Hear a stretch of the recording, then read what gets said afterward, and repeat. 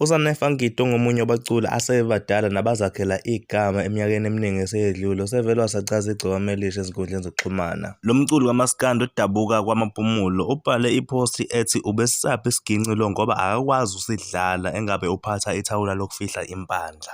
Uzokhumbula uZanele Ngidi wake wazwakala ezivumela yena ukuthi igciwane elisha ilona eliphethe umaskandi esikhathini samanje kanye nembangi yalo uKhuzani. Wayekusho lokhu ohlelweni lukaMaskandi oludlala njalo ngoLwesihlanu ebusuku kuma-social media nakwezinye izindawo ezithinta i-inthanethi. Igama lohlelo Umbuso Wamaciko olushuthwa iGezani Media Production. UZanele Ngidi le post ayibhalile imenze wabukeka njengomuntu ofuna ukunakwa igciwane elisha ukuze igama lakhe lizoba sematheni. Le post yakhe kubuka sengathi imlimazile ngoba kunabantu abaningi abaphumele obala ukuthi ade bemthanda kodwa manje abasamthandi ngenxa yesenzo asenzile. Abantu abakhomentile kule post kaZanele Ngidi baveze imizwa yokuphoxeka nokudideka ukuthi hayibo le nsizwa yenzani manje. Abanye bahlulekile ukuzibamba ngoba ibibacasula le post kaZanele Ngidi bagcine sebembiza ngamagama. Nakuba bebekhona abantu ade bemeseka ngokubhala le post kodwa bebebancane compared to laba abacasukile nabaphatheke kabi. Mina sengiyadeda ake ngithi nje cela ukuthi usubscribe uphinde ulike. Danke.